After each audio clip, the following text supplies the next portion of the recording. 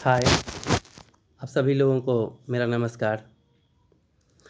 हम लोगों का पिछला वीडियो पूरा नहीं हो पाया था, वो हट गया था।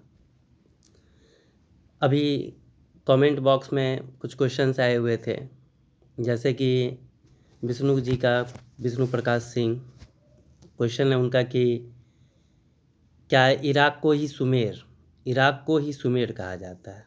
जी, ये बिल्कुल सही है कि इराक को ही सुमेर, यानी कि जिसको हम लोग सुमेरियन सभ्यता भी कहते हैं या मेसोपोटामिया की सभ्यता के नाम से जानते हैं, इसका प्रसार मुख्यतः आज के जो देश हैं इराक और बेबीलोन, इसमें से इराक का जो साउदर्न पार्ट था वही ज़्यादा आच्छादित करता था इसको, तो इसका ये जवाब है। इसके बाद है, उन्हीं का क्वेश्चन है कि क्या द्रविड़ ही इंडस वैली सिविलाइजेशन के मूल, मतलब कि उसको स्थापित करने वाले थे, एस्टैब्लिश करने वाले थे? इनकी संख्या सबसे ज़्यादा है इस प्रजाति की, या भूमध्य सागरीय प्रजाति की संख्या उस समय जो जितने भी, जैसे कि हमने बताया था, प्रोटो ऑस्ट्रेलाइड बताया था, मंगोलायड बताया था, तो उसमें इनकी संख्या अधिक है, तो इसलिए माना जाता है और माना जाना चाहिए। एक है कि साहिवाल, यानी कि साहिवाल का पूछने का उनका सेंस है कि साहिवाल का हड़प्पा से, यानी कि हड़प्पा सभ्यता से क्या रिलेशन? तो हमने जैसा कि बताया था आप लोगों को कि हड़प्पा मोंटेगोमरी में ज़िला में पड़ता है। वहाँ पर में उस समय के पंजाब के लेफ्टिनेंट गवर्नर थे सर रॉबर्ट मोंटेगोमरी, तो उन्हीं के जिस नाम पर उस ज़िला का नामकरण हो गया मोंटेगोमरी। और बाद में उस ज़िला का, यानी कि जब पाकिस्तान बना तो कुछ दिन के बाद जा कर के वहाँ पर में साहिवाल नामक ज़िला को फॉर्म किया गया। और अभी जो हड़प्पा जो साइट है वो आपका साहिवाल ज़िला के अंतर्गत ही आता है, यानी कि अभी साहिवाल डिस्ट्रिक्ट है, साहिवाल ज़िला है। और साहिवाल ज़िला में हड़प्पा नामक जगह जिसकी खुदाई की गई सर्वप्रथम, हड़प्पा से, यानी कि इंडस वैली सिविलाइजेशन का पहला साइट उसके तहत ही है। ठीक है, इसी तरीके से क्वेश्चन करते रहेंगे, हमको तो बहुत अच्छा लगता है। कमेंट बॉक्स में जवाब देना बड़ा मुश्किल हो जाता है क्योंकि लंबा आंसर देना पड़ता है, तो हम कोशिश करते हैं कि 2 मिनट 3 मिनट का समय लगता है हम यहाँ पर में कर लें। अब जैसा कि हम लोगों ने देखा था पिछले वीडियो में, तो पिछले वीडियो में जैसा कि मैंने बताया अभी कि, या आप लोगों ने देखा होगा, वॉच किया होगा, तो आप लोगों ने महसूस किया होगा कि पूरा नहीं हो पाया था, यानी कि पूरा जो हम कहना चाहते थे या बताना था धार्मिक स्थिति में, ऋग्वैदिक आर्यों की धार्मिक स्थिति को, उसको हम पूरा क्लियर नहीं कर पाए। हम लोग उस पर जल्दी से चर्चा कर लें। यहाँ पर में हम लोगों ने, यानी कि धार्मिक स्थिति में हम लोगों ने देखा था कि वो बहुदेववादी थे, इसके बावजूद वो एकेश्वरवादी थे। प्राकृतिक जो शक्तियाँ थीं उसका वह मानवीकरण करके उपासना करते थे। हम लोगों ने यहाँ तक देखा था, हम लोगों ने देखा था कि इसके आधार पर जो पूजा करते थे जिन जिन देवताओं की, उसके आधार पर इसका 3 भाग में वर्गीकरण किया गया था। और वो था अंतरिक्ष का देवता, उसके बाद आकाश का देवता और पृथ्वी का देवता। हमने बताया भी था कि अंतरिक्ष का देवता जैसे इंद्र, इसके बाद ये आकाश का देवता जैसे सूर्य, और पृथ्वी का देवता तो पृथ्वी खुद या अग्नि। तो इस तरीके से अब यहाँ पर में जो मुख्यतः हम लोगों को जो समझना है कि कोई भी धर्म होता तो उसमें उपासना की कोई पद्धति होती, उनकी पद्धति क्या थी। ये लोग अभी मुख्यतः मंत्र पाठ करते थे, यानी कि जो स्तुति होता था, यानी कि जो सूक्त होते थे और उनके अंतर्गत जो ऋचाएँ होती थीं उसका वो पाठ करते थे। मेनली यही था, ऋग्वैदिक काल में तो यही था, क्योंकि यज्ञ फिर आगे चल कर के उत्तर वैदिक काल का एक महत्वपूर्ण भाग बन जाता है और उसकी शुरुआत ऋग्वैदिक काल से ही हो जाती है। लेकिन यज्ञ का उतना महत्व नहीं था जितना महत्व कि मंत्रों के उच्चारण का था, यानी कि मंत्रों का उच्चारण करके ही, मंत्रों के द्वारा अपने देवताओं को वह प्रसन्न करने की, यानी कि ऋग्वैदिक आर्य प्रसन्न करने की कोशिश करते थे। ये जो अब मुख्य बात है जो हम लोगों को धार्मिक स्थिति में याद रखनी पड़ती है, वो एक, जैसे कि आपका इंद्र है, इंद्र का सर्वाधिक 250 बार, ऋग्वैदिक आर्यों के जो प्रमुख देवता थे उनको इंद्र माना जाता है, इंद्र को माना जाता है। और इंद्र को मानने का जो सबसे बड़ा कारण है वो ये है कि ऋग्वेद में उनके लिए 250 बार उनका वर्णन किया गया। इसी तरीके से आप अग्नि को देखेंगे तो उनके लिए 200 बार। तो निश्चित है यहाँ पर में कि सर्वाधिक जो उनके प्रिय देवता थे वो इंद्र थे, और उसके बाद अग्नि। अग्नि को मनुष्य और देवता के बीच मध्यस्थ माना जाता था। अग्नि को पृथ्वी का देवता भी माना जाता है। यानी कि अग्नि में अगर हम अपनी आहुति देते हैं या किसी चीज़ को लेकर के कोई प्रार्थना करते हैं तो ये माना जाता है कि अग्नि हमारी बात को हमारे आराध्य देव के पास पहुंचाए। तो ये कॉन्सेप्ट है, इसको हम लोग थोड़ा सा रखें। तो मुख्यतः आपका इंद्र है, अग्नि है, और इसके लिए याद रखना है कि 250 बार इंद्र के लिए और 200 बार अग्नि के लिए प्रयोग हुआ। इसके बाद एक तीसरा मंडल है, ऋग्वेद का तीसरा मंडल है, जिसमें गायत्री मंत्र का उल्लेख किया गया है। गायत्री मंत्र विश्वामित्र के द्वारा वो रचित है और विश्वामित्र ने ही तीसरे मंडल की भी रचना की है। ऋग्वेद का जो तीसरा मंडल उसके रचयिता भी विश्वामित्र ही हैं और उसी में गायत्री मंत्र जैसा कि आप लोगों को याद होगा। तो गायत्री मंत्र का जो निर्माण करने वाले थे वो विश्वामित्र थे। तीसरे मंडल में इसका उल्लेख है। तो कुल मिलाकर के ये आपका धर्म, और धर्म के मामले में हमने पहले भी आपको इशारा किया था कि ये लोग बहुत सीधे साधे थे, अभी इनका जो समस्त जोर था, ये किसी भी प्रकार का जो कर्मकांड कहते हैं या दिखावा कहते हैं, ये अभी संभवतः इनके पास में नहीं था। जो आगे चल करके जब हम अभी उत्तर वैदिक काल में आएंगे तो उस चीज़ को हम लोग डिस्कस करेंगे। तो ये धार्मिक स्थिति है। इस तरीके से हम लोगों ने ऋग्वैदिक कालीन जो ऋग्वैदिक सभ्यता है या पूर्व वैदिक सभ्यता है, उसका सामाजिक, राजनीतिक, आर्थिक और धार्मिक जो थे डायमेंशंस, आयाम हैं, हमने उस पर चर्चा किया। अब हम लोग उत्तर वैदिक काल में चलते हैं। उत्तर वैदिक काल, अब हम लोगों का यहाँ से उत्तर वैदिक काल ही स्टार्ट होगा। उत्तर वैदिक काल और इसका जो सबसे पहले पीरियड, हम लोग ने हमेशा यही कोशिश की है हमने आप लोगों को समझाने की कि सबसे पहले तो इतिहास में किसी चीज़ का जो टाइम है, डेट है, उसको याद रखें। तो ये 1000 से 600 BC है। 1000 से 600 BC, यानी कि आपने देखा ऋग्वैदिक को देखा आपने 1500 से लेके 1000, 1500 से 1000 यानी 500 साल का एक लंबा समय था। इतनी लंबी अवधि के बाद उत्तर वैदिक काल, और इसका जो समय है वो है 1000 से 1000 BC से लेके 600 BC। अब हम लोग जिस तरीके से हम लोगों ने पूर्व वैदिक सभ्यता को डिस्कस किया, ठीक उसी तरीके से उत्तर वैदिक सभ्यता को भी डिस्कस करने की कोशिश करेंगे। हम लोगों ने देखा था कि ऋग्वैदिक जो सभ्यता या पूर्व वैदिक सभ्यता, तो उसका क्षेत्र कहाँ से कहाँ तक था, उसकी चौहद्दी क्या थी, या किस तरीके से उसका पूरा का पूरा एक जो आवरण था। उसी तरीके से यहाँ पर मैं उत्तर वैदिक काल तक आते आते लोगों ने एक हद तक काफ़ी प्रगति कर ली थी, जैसा कि आप लोग आगे देखेंगे। तो सीधी सी बात है कि वो जब सब संध्या प्रदेश में आए थे, उसके बाद फिर वो आगे बढ़ने की कोशिश किए होंगे, जैसा कि लोग। लेकिन यहाँ पर मैं कि सब संध्या प्रदेश को उन्होंने पूरा नहीं छोड़ा, वहाँ तो उनका रहा ही, और वहाँ से फिर वह आगे की ओर आए। जब वो लोग आगे की ओर आते हैं तब खास करके गंगा और यमुना का जो द्वाब होता है, वहाँ पर में वो लोग अपना अधिकार जमाते हैं, कब्जा करते हैं या अपने आप को वहाँ तक प्रसारित करते हैं, और इसका जो वो नामकरण करते हैं वो ब्रह्मर्षि देश के नाम से करते हैं। इसके बाद ये लोग फिर आगे बढ़ते हैं और हिमालय और विंध्याचल के मध्य में का जो पार्ट होता है उस पर भी ये अपना कब्जा, अपना अधिकार स्थापित करते हैं, और उसका नाम मध्य देश रखा जाता है।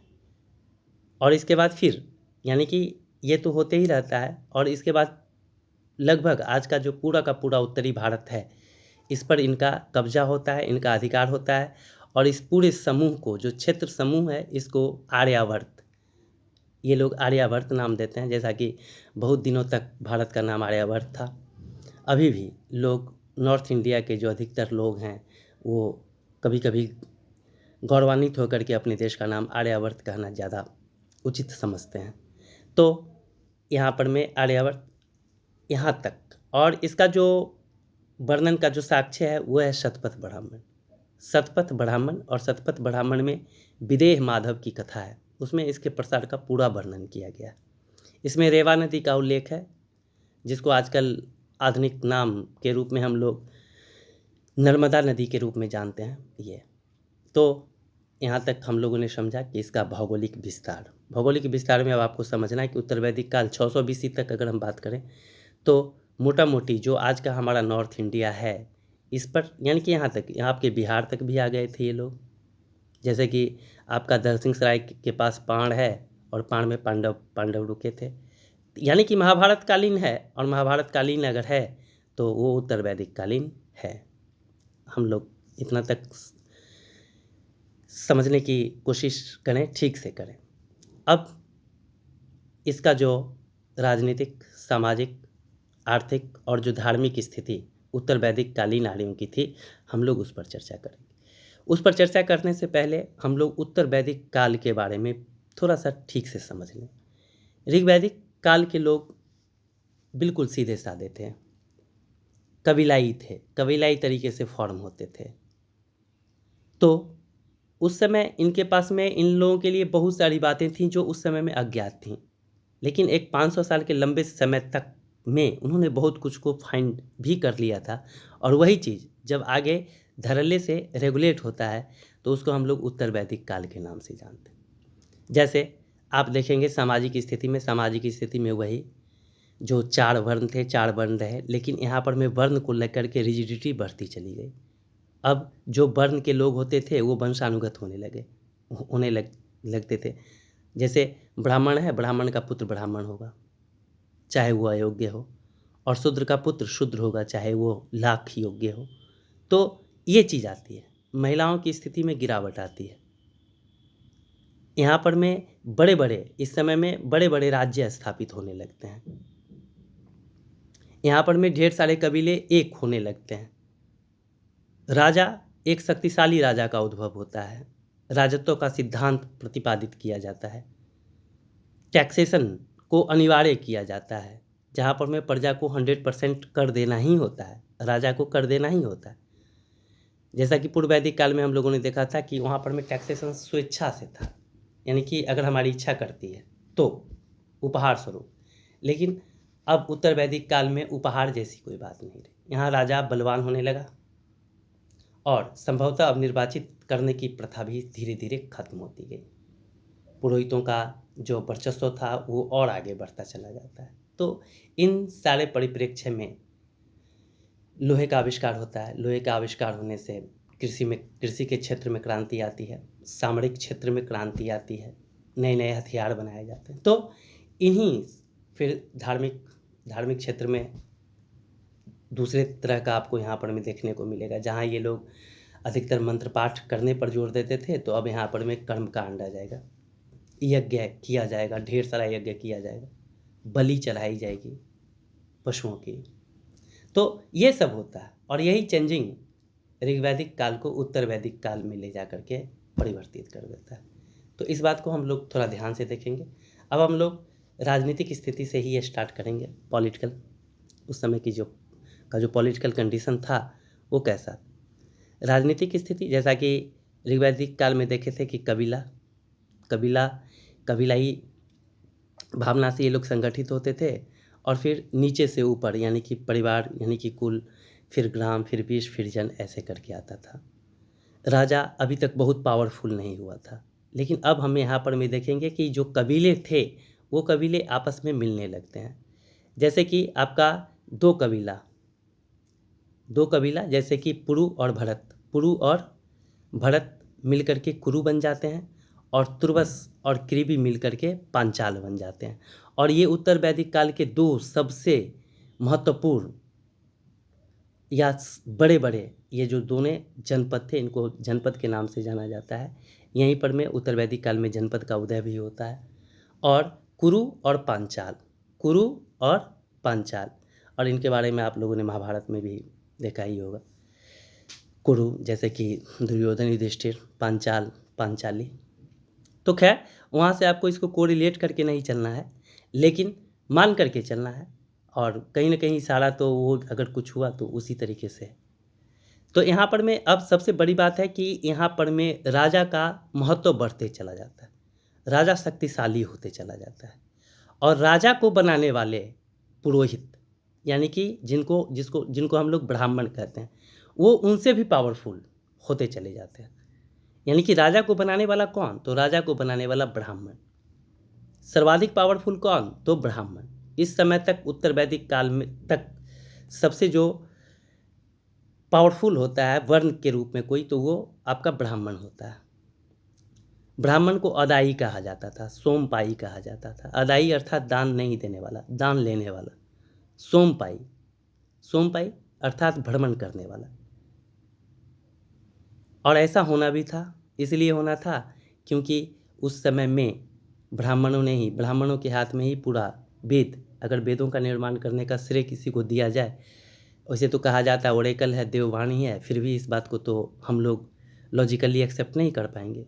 किसी ने आदमी ने ही उसको फॉर्म किया होगा, और वो फॉर्म करने वाले ब्राह्मण थे। और इसी का रिएक्शन आगे चल करके होता है, क्षत्रियों के मन में होता है, और क्षत्रियों के द्वारा ही ब्राह्मणों की जो प्रासंगिकता थी, उच्च प्रासंगिकता थी, या उनका जो वर्चस्व था, इसको तोड़ने की कोशिश की गई, जिसको आगे चल करके हम लोग गौतम बुद्ध ही सब या भगवान महावीर के रूप में हम उनका अध्ययन करेंगे। तो यहाँ पर में हमको समझना है कि राजा महत्वपूर्ण था, और राजा की सहायता ब्राह्मण, मुख्य रूप से ब्राह्मण ही उसको बनाते भी थे, और ब्राह्मण ही सजेस्ट भी करते थे कि आपको क्या करना चाहिए। क्योंकि जो नीति बनाने का बात था, जो कानून बनाने की बात थी, वो ब्राह्मण ही करते थे। जैसे आज हमारे यहाँ संसद करती है, तो वहाँ पर में संसद का मतलब सिर्फ और सिर्फ ब्राह्मण था, ब्राह्मण। तो इस तरीके से देखना होगा। ब्राह्मण यानी कि इनका राजनीति में इनका पूरा का पूरा ग्रिप उस समय में बना।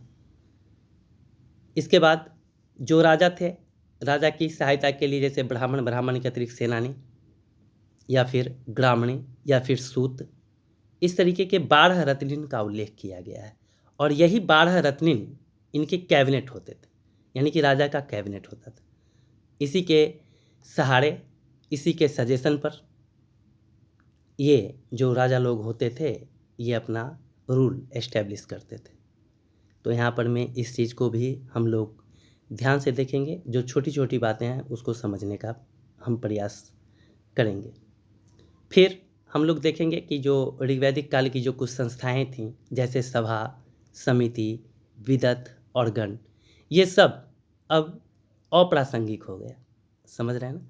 यानी कि एक तरीके से वो कहीं ना कहीं गणतांत्रिक मूल्य को ऋग्वैदिक आड़े लेते थे, मानते थे, लोकतांत्रिक मूल्य, लेकिन यहाँ पर मैं अब वो उसको कुचल दिया जाए। सारा कुछ राजा के हाथ में केंद्रित हो जाएगा। और ये जो होता है, इसमें सभा, समिति और विदत जैसी जो संस्थाएं होती हैं, ये लगभग खत्म हो जाती, मतलब इसका कोई मतलब, ज़्यादा मतलब नहीं रह जाता है। ये भी आप महत्वपूर्ण आप रखेंगे। फिर ब्राह्मण को न्याय के रूप में, यानी कि अगर ब्राह्मण ने कोई वैसा कर्म किया है, कोई पाप किया है, तो उसके बदले जिससे और वर्ण के लोगों को मृत्युदंड दिया जाता, लेकिन इनको मृत्युदंड नहीं दिया जाता था। ये भी बात है।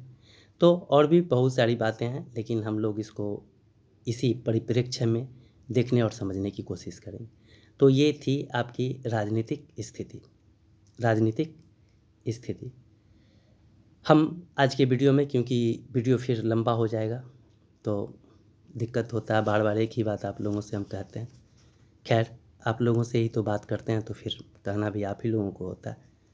हम इसीलिए कहते हैं क्योंकि आप उस चीज़ को यहाँ से आप ये समझ जाएं कि अगर हमने आप किसी चीज़ को वहाँ छोड़ा है, तो फिर उसको हम कहाँ पर में रेगुलर करने वाले हैं, ये आपके दिमाग में होना चाहिए। या कौन सा वीडियो किस रूप में हमारे लिए हेल्पफुल है। जैसे कि अगर आप रेगुलर देखते हैं, तो निश्चित रूप से आप समझ जाइएगा कि ये वीडियो इससे पहले का है। तो उस तरीके से है, उस चीज़ को हम लोग देखेंगे, करेंगे। आज हम सोचे हुए थे कि सामाजिक स्थिति को भी कर देते कम से कम, लेकिन आज सामाजिक स्थिति को नहीं करेंगे, क्योंकि 20 मिनट का पहुंचने वाला है वीडियो। तो आज हम लोग इतना ही रहने देते हैं, इतना पढ़, क्योंकि ये उत्तर वैदिक काल का एक कॉन्सेप्ट था जो कि हमने आपको देने की कोशिश की है। तो इसको ज़रूर दिमाग में रखेंगे, और राजनीतिक स्थिति में जो हमसे अभी कुछ छूटा होगा, हम उसको कल फिर कंटिन्यू करते हुए और उसके बाद सामाजिक स्थिति में बढ़ेंगे और कोशिश करेंगे कि सामाजिक, आर्थिक, धार्मिक तीनों को हम लोग कल कर लें, क्योंकि अब उसमें कुछ करना नहीं है, क्योंकि आप लोग ऋग्वैदिक काल के बारे में पूरा जान चुके हैं, तो उत्तर वैदिक काल को समझने में ज़्यादा मुश्किल नहीं आने वाली है। तो हम लोग उसको कर लेंगे और उसके बाद फिर वैदिक साहित्य है, जो ऋग्वेद है, यजुर्वेद है, सामवेद है, ब्राह्मण है, आरण्यक है, उपनिषद है, हम लोग उस पर थोड़ा थोड़ा प्रकाश डालते हुए और उसके बाद ये जो हमारा चैप्टर है इसको हम लोग क्विट करेंगे। अभी के लिए इतना ही। धन्यवाद।